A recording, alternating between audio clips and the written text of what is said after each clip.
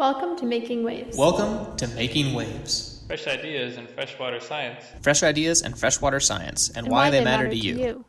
Making Waves. Making Waves is brought to you. Making Waves is brought to you with support from the Society for Freshwater Science.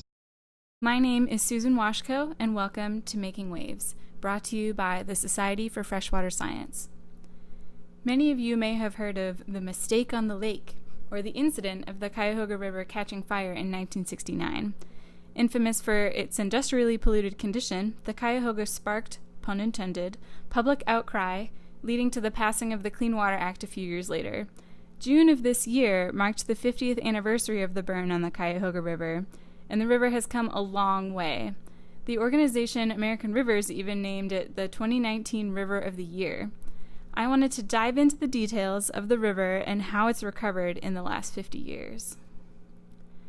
First, just a little bit of background.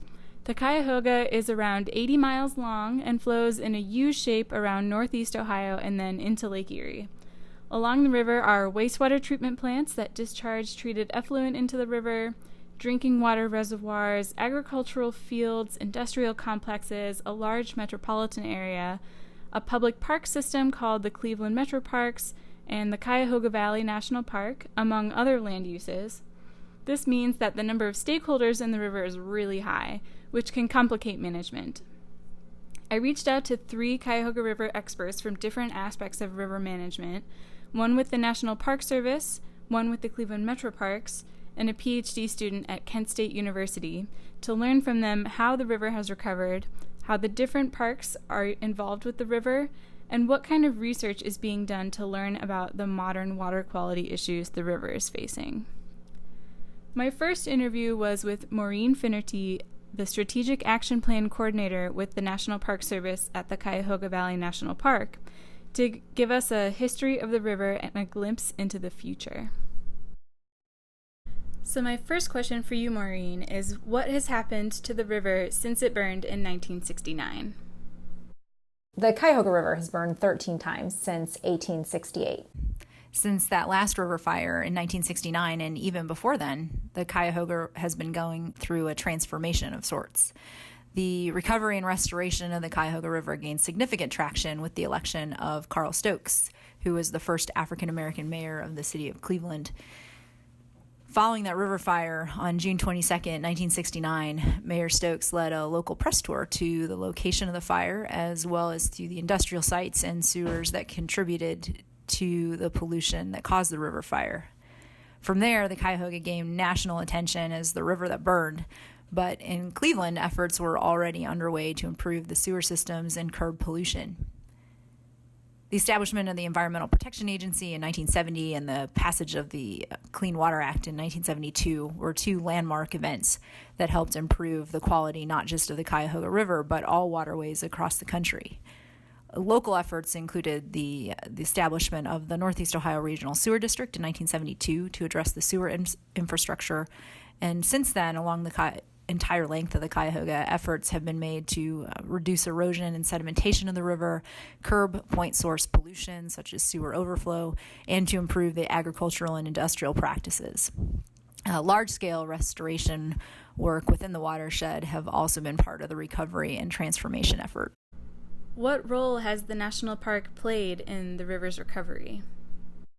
Following on the heels of the establishment of the EPA in 1970 and the passage of the Clean Water Act in 1972, Cuyahoga Valley National Recreation Area, which was later renamed Cuyahoga Valley National Park, was established in 1974, which would protect 26 miles of the Cuyahoga River between Cleveland and Akron.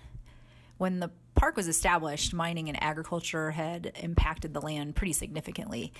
Hazardous waste sites needed to be remediated, and exposed soil was eroding into the Cuyahoga and its tributaries. Since its establishment, Cuyahoga Valley has taken on the remediation of those hazardous waste sites, most notably the cleanup at the Crunchy Dump site and the Jate Mill site. The park has also been working on large-scale revegetation and invasive species removal projects. The increased forest cover helps maintain water temperatures in the Cuyahoga and its tributaries, which is important to improving fish habitat. The vegetation also helps reduce erosion, slowing down rainwater, and reducing the sedimentation in the river. The park has also been monitoring water quality and working on projects that improve water quality for the natural resource benefits, but also for recreational users. More recently, the park has also been a regional supporter and a strong voice for the health of the river. In 2017, the park joined the advisory committee for the Great Lakes Area of Concern and defined action items to help a broader effort to delist the Cuyahoga River from that area of concern. What are some future goals that the park has for continued improvement of the river? In 2016, the park aligned its work around a strategic action plan focused on the Cuyahoga River becoming a national and international symbol of renewal. That work involves efforts at all levels of the organization on both large and small scales. The park will be working with partners like the Army Corps of Engineers, the Northeast Ohio Regional Sewer District, and the Nature Conservancy to identify and implement large-scale habitat and stream bank restoration projects over the next 5 to 10 years. In 2019, the Brecksville Dam will be removed, which will greatly improve water quality for both natural resource benefits and for improved recreation. The park is one of 10 managing partners on the soon-to-be-designated Cuyahoga River Water Trail, which aims to improve river access and information for paddlers, anglers, and other river users. It's a really exciting time for the future of this river that has come so far in the last 50 years. Wow, that's all really exciting, really cool to hear about. My last question is, what does the river mean to the greater Cleveland community? The Cuyahoga River has always been part of the history of Northeast Ohio. Historically, it fed the canals that brought industry to what was known nationally as a hub of innovation. Following the canals, the river continued to fuel the industrial growth and progress in Cleveland and throughout its valley. Since the final fire in 1969, the river has come to symbolize renewal and progress in a new way. There has been innovation and even in its recovery with partnerships and scientific endeavors and community involvement and activism. Far from fueling jokes about the dirty river, the Cuyahoga is now fueling tourism, recreation, and an increased sense of pride in this beautiful working river. Going from the river that burns to now watching rowers and stand-up paddleboards in the shipping channel, fly fishing and kayaking in the once highly polluted section within the national park, and an increased use throughout what will be the entire Cuyahoga River Water Trail is something about which all of Northeast Ohio should be proud. My second interview was with Jennifer Grieser, the Director of Natural Resources for the Cleveland Metroparks. She told me about what the Metroparks does for the river's continued recovery. So Jen, my first question for you is, what role has the Metroparks played in the river's recovery? The role of Cleveland Metroparks in Cuyahoga River recovery has been interesting to see how it's sort of changed over time. Certainly the last burning in 1969, there was a lot of industrial contamination, and that wasn't caused by Cleveland Metroparks, more just that we're trying to be good stewards of the land. And it's interesting for me to even look back before that last burning of the river. Our founder of Cleveland Metroparks, William Stinchcomb, really had this ethic towards water quality. And I looked up a quote recently from one of our Emerald Necklace. It's a communication tool. It's like a newsletter, basically, that goes out throughout the Park District. And it's from the 50s. And if it's okay for me to read a little bit from that. He writes, since the beginning of Cleveland Metropolitan Park System, that's our original name, it's been the practice of the Park Board to take samples of water from the rivers and principal creeks traversing the system. Over the years, the trend has been towards a gradual worsening condition of the waters. With the increase in home building and industrial development, this was to be expected, particularly when the building of sewers and sanitary disposal of domestic sewage and industrial waste has not kept pace with the expansion in the homes and industry. Now, here's the really good part of the quote. This lakefront and our rivers are great natural resources, provided the water can be kept reasonably pure, and are one of the greatest assets to a natural park system. Polluted, they become not only unsightly nuisances, but are health hazards. Here, then, is a community job of great importance. And I just love that. That's really from our founder. Then fast forward to where we are now, and I see our role as being good stewards, helping other people to be good stewards through all kinds of programming about watersheds and water quality and streams and wetlands. We have a watershed volunteer program that really gets people engaged in doing that work. So those are kind of all overarching ideas. Certainly we do stream restoration projects, stormwater retrofit projects, things that are going to improve water quality across the board. What are the challenges to managing a river that has so many agencies and stakeholders involved, such as townships, counties, National Park Service, Army Corps of Engineers, EPA, the list goes on? What are the challenges? The challenges in having so many different stakeholders involved is really stemming from each organization and what are their priorities? How do we help make priorities match? And different entities just simply work on different timelines. Some have expectations of turning around an answer within a week or two, whereas another entity, it may take them a month or more to get that same answer just because they have to work through different channels of communication, different levels of autonomy with the staff. So I chair the Cuyahoga River Area of Concern Advisory Committee. We have 25 different members. A few are members of the public, and then everyone else they range from representing private industry to local government, nonprofits like watershed communities. And so they each have different levels of autonomy. Some are in the upper management for their organization, so they can access data easier, or they can ask staff to do certain work to get things done, whereas other people may not be in that same level of their organization, so they have to run it through channels, and that takes time. So I think it's just kind of understanding where each entity is coming from. Some of the other things I thought about was just also that we have different strengths, and I think that's where we can overcome those challenges, is really to focus on each other's strengths and bring those to the table instead of worrying about the challenges. What are some future goals that the Metroparks has for the river?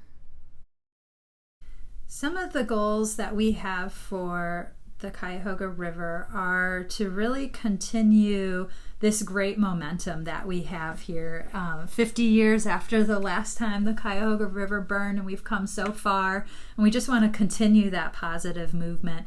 We want to continue to acquire land where it makes sense. We currently manage over 8,375 acres in the Cuyahoga River watershed, and actually maintain land along 5.3 miles of the river. And so those are great ways for us to just demonstrate that good stewardship of the land. We want to continue the connections that we've been focused on, connections through pedestrian and bike trails like the towpath, Ohio and Erie towpath, making those connections up to the lake. And then also waterway connections. We're really involved with the Cuyahoga River Water Trail and the Lake Erie Water Trail, and so supporting those initiatives just to make sure that the more people that are engaging with the river, the more likely that people care about it, so they'll want to keep it clean. The Park District has been supporting my participation with the Area of Concern, and it's this broad Great Lakes wide program that was set up by the US EPA through Great Lakes Water Quality Agreement back in 1987. So the Cuyahoga River is one of 43 areas of concern. And so ultimately, we want to get it removed from this list. We want to, get out of detention and get back into class with all the high-performing students, or in this case, rivers. Mm-hmm. Oh, and kind of a near-term project, which is sort of fun, is we received $1.6 million grant dollars to establish public boat docks along the river. Wow. Yeah, so that's really exciting because that'll be the first set of public boat docks for people to utilize. And then certainly just continuing to look for restoration opportunities and rehabilitation opportunities along the river or any tributaries leading to the river. What does the Cuyahoga River mean to the greater Cleveland community? It's been so exciting to be here in Cleveland at the 50th anniversary of the last time the river burned, and just to see how many people were interested, engaged. And so I would really just say that the river has become a great source of pride for the greater Cleveland community. Instead of, being the butt of jokes or something we turn our back on, it's really something that people want to be around and recreate on. And so I think that's just speaks volumes to all of the efforts that our predecessors have done. My final interview was with Kent State PhD student Sayoni Dutta, who researches water quality issues in the Cuyahoga River. So it's been 50 years since the river burned, and the water quality has come a long way. What are some current or modern water quality issues that the river is facing? So one thing that I'm currently working on is pharmaceutical and personal care products, aka PPCP. And I'm actually sampling in the Cuyahoga River currently, particularly in the wastewater treatment plant that actually is situated on the Cuyahoga at Kent. So I think some of the water quality issues that the river is facing right now, one would definitely be the PPCP increase, and even though it's from the wastewater treatment plant, it's actually going to the river, and that's how it's a source for many drinking water treatment plants as well. So that is something that, of course, is an issue. Apart from that, it shows that often the Coli concentration increases after a heavy rainfall. So that is also something that the people in and around Cuyahoga are trying to mitigate. And of course, the last but not the least, it's going to be the cyano blooms, which actually is really prevalent in Lake Erie as well, but it's also prevalent in the Cuyahoga River. It's coming from the agricultural runoffs and the untreated industrial wastes. Apart from nitrates, a lot of phosphorus is also what people have been using as fertilizers these days. So these are some of the issues. So what kind of research or projects are currently happening to investigate these modern water quality issues? So one thing that I'm currently working on, as I mentioned earlier, was the PPCP mitigation. So definitely right now what I'm finding from my study is that the concentration of PPCPs are much lower, even in the wastewaters, but this is not going to be the same if this keeps on increasing over the years. So in another 10 years, maybe it's going to be not in nanograms per liter, but maybe in micrograms per liter or milliliter. So that is something that people should definitely consider, especially if it has things like sulfamethoxazole, like an antibiotic, or even like hormones like estrogen or estradiol, then they should definitely consider that when it comes to the Cuyahoga River. Another thing is that, like I mentioned, the Cuyahoga River is having some issues with the E. coli concentrations currently. So stormwater is actually why the E. coli the concentration increases. So they are trying to check stormwater with the use of the smart aquameter, and also use citizen science. So citizen science is like an important aspect right now with different projects where people are being involved, even if they are not in the field of science, and they have these apps that can actually help them monitor the stormwater in different places. That is something that many people are trying to apply. Even a lot of projects in Kent State are actually involving citizen science right now. Another thing is, of course, with the E. coli, a lot of antibiotic resistant bacteria are increasing in Cuyahoga. Even a part of my project actually involves antibiotic resistant bacteria and to see if we have a lot of it in the source water and how to control it. Taking a little bit of a broader approach, how can what we learn from the Cuyahoga be applied to other bodies of water? So my project on the PPCP is focused only on Northeast Ohio. But however, it is not just aimed at improving the water quality, but most importantly, the drinking water as well. So Similar studies have indicated, like whether it's a river or it's a lake, there have been some form of PPCPs in Europe as well as in different parts of the United States. And it could be anything from an analgesic or a stimulant or an antibiotic or even any form of hormone. So this is not just an issue in Northeast Ohio or Ohio itself. It's a global issue. So we are just a piece of the puzzle, and so in order to improve the overall water quality, the fresh water quality, we need to contribute to the global body of research by actually looking into PPCPs, because this is something that is going to be really important form of research in the next few years. This is truly an exciting time for Northeast Ohio and the Cuyahoga River. As a girl who grew up on the banks of the Cuyahoga, I'm really proud of what our community has achieved, and I can't wait to see what happens in the next 50 years. You've been listening to the Making Waves podcast. For more info, please visit us online at the Society for Freshwater Science webpage. Tune in next time for another fresh idea in freshwater science.